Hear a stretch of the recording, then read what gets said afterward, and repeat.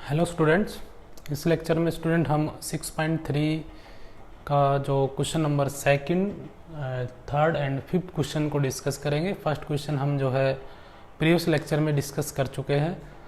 तो स्टार्ट करते हैं हम स्टूडेंट क्वेश्चन नंबर 2 से। तो स्टूडेंट देखिए इसका statement, in the given figure, जो आपके पास ये डायग्राम दे रखा है स्टूडेंट, इस डायग्राम में ट्रायंगल ODC सिमिलर है यहाँ पर किसके, ट्रायंगल OBA के, यानी ODC, ये वाली ट्रायंगल ODC इस वाली ट्रायंगल के यानी OAB के, ये ट्रायंगल इस ट्रायंगल के क्या गिवन है हमारे पास, सिमिलर। और एंगल BOC,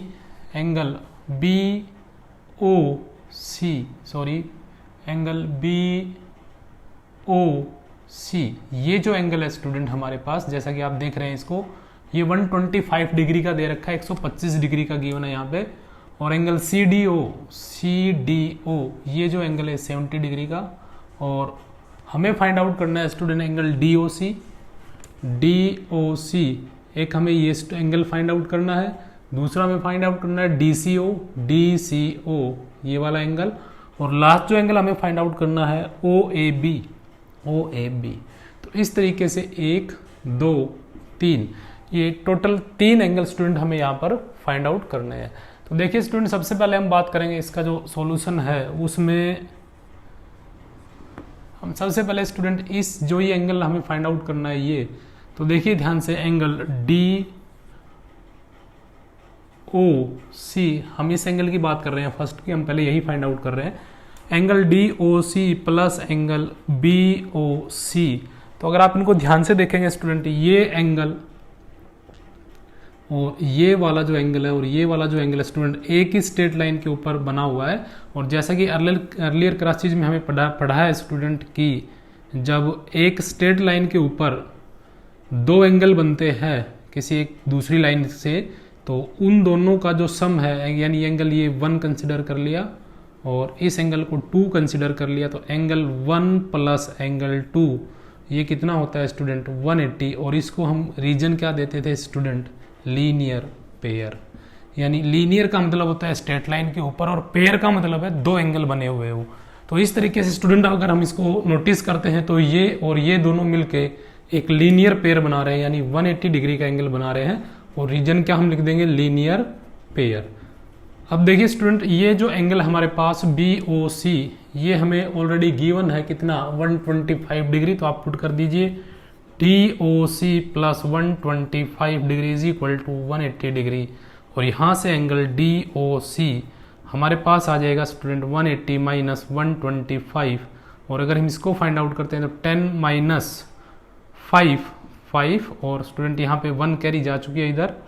और 17 में से 12 को हम माइनस करेंगे तो ये आ जाएगा हमारे पास, 17 में से 12 को माइनस करेंगे तो हमारे पास आ जाएगा 5।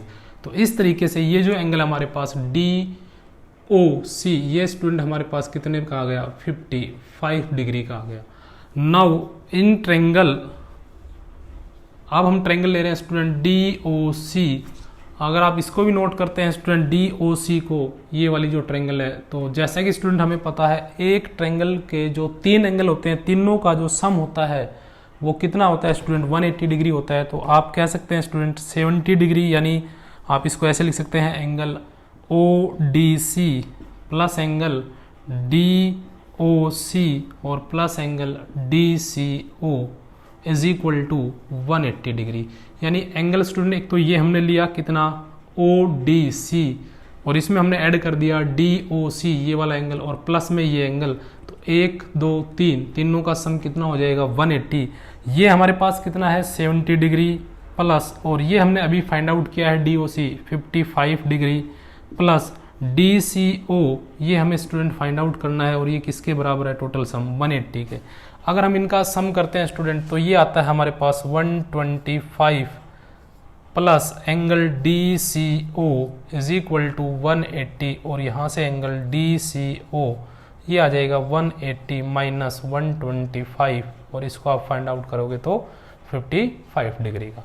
अब स्टूडेंट हमारे पास एक ये एंगल हमें फाइंड आउट कर लिया। अब लास्ट एंगल जो बचता है OAB, ये एंगल स्टूडेंट हमने फाइंड आउट करना है कितने डिग्री का आएगा।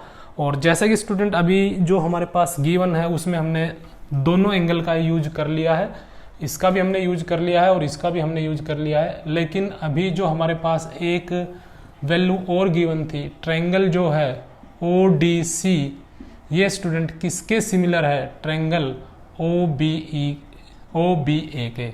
और ये हमें गिवन है स्टूडेंट, हमने प्रूव नहीं किया है, ये ऑलरेडी हमें गिवन है। तो देखिए स्टूडेंट, जैसा कि लास्ट लेक्चर में, प्रीवियस लेक्चर जो हमने डिस्कस किए थे उनमें सिमिलर ट्रायंगल के कोरोस्पोंडिंग जो एंगल होते हैं वो क्या होते हैं, सेम होते हैं, इक्वल होते हैं। तो देखिए स्टूडेंट, इसका जो एंगल D है वो इसके एंगल किसके बराबर आएगा, A के। जबकि हमें फाइंड आउट A ही करना है, यानी A जो है वो यहाँ बना हुआ है और D यहाँ बना हुआ है, सेम पोजीशन वाले।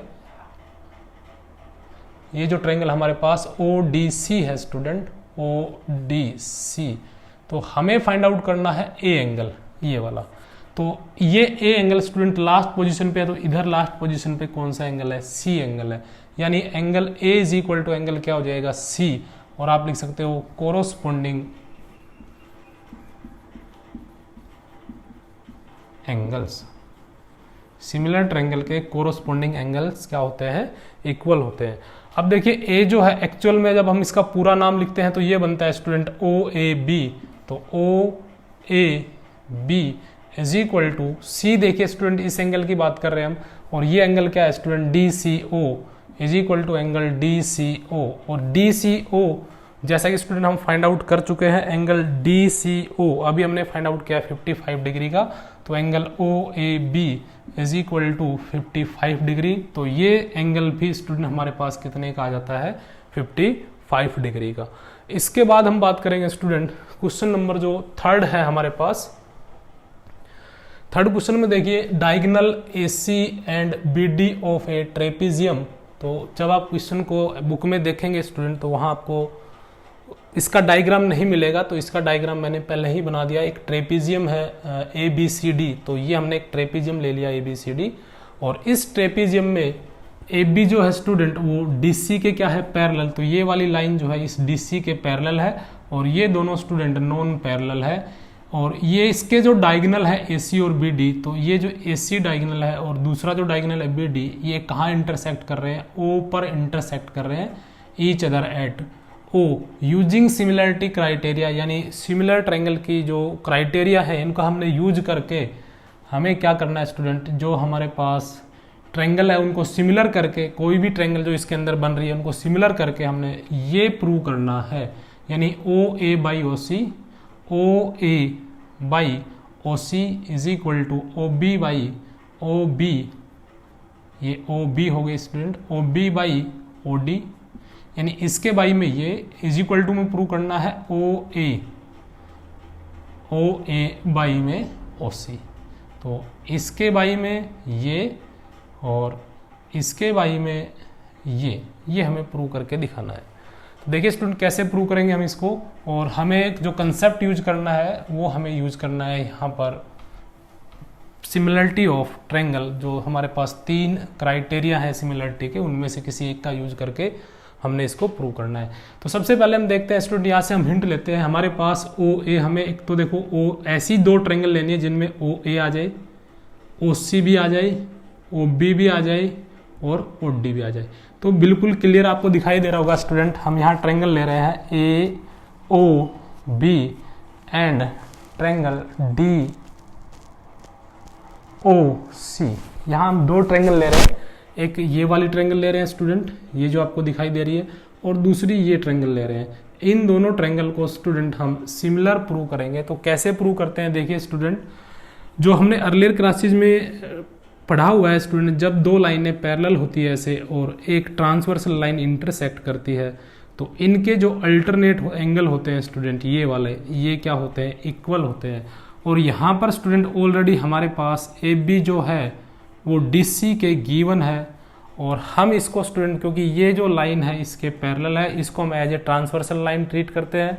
तो ये जो एंगल है स्टूडेंट, इस एंगल का इस प्रॉपर्टी के अकॉर्डिंग क्या बन जाएगा, अल्टरनेट एंगल बन जाएगा। So we can say that angle 1 नाम दे रहा हूँ इसको, 2 angle 1 is equal to angle 2, और रीजन हम क्या लिखेंगे स्टूडेंट, अल्टरनेट एंगल।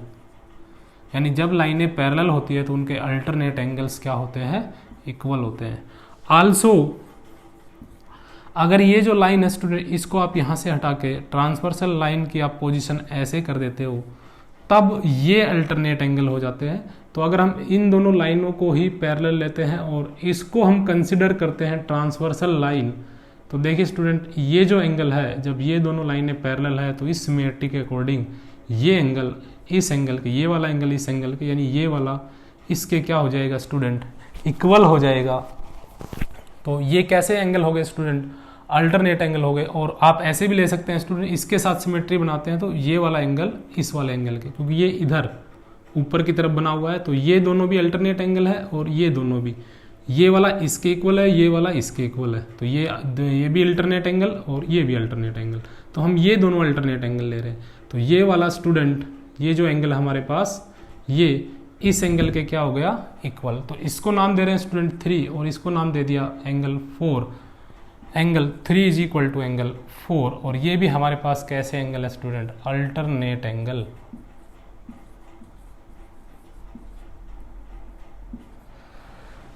अब देखिए स्टूडेंट, एक ट्रायंगल के जब दो एंगल दूसरी ट्रायंगल के दो एंगल के इक्वल हो जाते हैं तो हम क्या कहते हैं, दोनों ट्रायंगल जो है वो सिमिलर हो गई। अब सिमिलर ट्रायंगल हो जाती है क्योंकि दो एंगल, ये एंगल इस एंगल के इक्वल हो चुका है, ये एंगल इस एंगल के, तो तीसरा अपने आप इक्वल हो जाता है। या आप इनको वर्टिकली अपोजिट एंगल भी ले सकते हैं, तब भी इस ट्रायंगल का जो ये तीसरा एंगल बचता है यहाँ पे बना हुआ है, ये इस एंगल के इक्वल हो जाएगा। वर्टिकली अपोजिट एंगल से भी हो जाता है, और आप नहीं भी लेते हैं तो दो एंगल से भी जो ट्रायंगल है वो क्या हो जाती है, सिमिलर हो जाती है।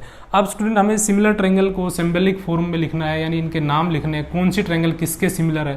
तो देखिए स्टूडेंट, इस पार्ट में अभी हमने क्या किया था, angle 1 is equal to angle 2 था। तो इसका मतलब इस ट्रायंगल में जहाँ एंगल 1 बना हुआ है वो C उसकी, और 2 जहाँ बना हुआ है दूसरी ट्रायंगल में, उन दोनों की पोजीशन क्या रहेगी, सेम। तो अगर आप इस ट्रायंगल का नाम स्टूडेंट C से स्टार्ट करते हैं तो सिमिलर दूसरी ट्रायंगल का नाम, क्योंकि C के ऊपर 1 बना हुआ है, 1 किसके इक्वल 2 और 2 किस पे बना हुआ है, A पे, तो आप A से स्टार्ट करेंगे। दूसरा हम लेते हैं स्टूडेंट 4 जो है वो किसके इक्वल था, 3 के। तो 4 की जो पोजीशन है स्टूडेंट इस ट्रायंगल के अंदर, दूसरी ट्रायंगल के अंदर 4 की पोजीशन B पे है, यानी सेकंड पोजीशन ली हमने। तो इधर सेकंड पोजीशन पे 4 के इक्वल कौन सा है, 3, और 3 किस पे बना हुआ है, D पे, तो ये हो गया स्टूडेंट D।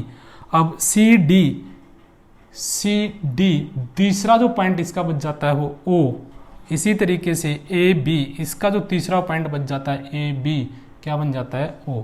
तो ये ट्रायंगल स्टूडेंट क्या हो गई, सिमिलर हो गई। और कौन सी सिमिलरिटी क्राइटेरिया से, एंगल सिमिलरिटी क्राइटेरिया से ये क्या हो गई, सिमिलर। और सिमिलर ट्रायंगल की कोरोस्पोंडिंग जो साइड्स होती है स्टूडेंट वो प्रोपोर्शनल होती है, इक्वल नहीं होती। इक्वल कॉन्ग्रेंट के केस में होती है, यहाँ सिमिलर हुई है तो सिमिलर के केस में प्रोपोर्शनल। तो देखिए स्टूडेंट, जो हमें बनाना है आप उसके अकॉर्डिंग चलिए। OA, तो देखिए यहाँ से OA कैसे बनता है, बीच में हम एक ड्रॉप कर देते हैं OA। तो आपने स्टूडेंट बाई में जो इसके लेना है, इधर भी आपने ऐसे ही करना है, बीच में से क्या ड्रॉप कर देना है, D, और आपने ऐसे ही चलना है। तो ये बन जाएगा OC इज इक्वल टू दूसरी जो वैल्यू स्टूडेंट OB। तो आप देखिए OB कैसे बनेगा, ये लास्ट के अगर आप 2 लेते हैं तो यहाँ बन जाता है OB।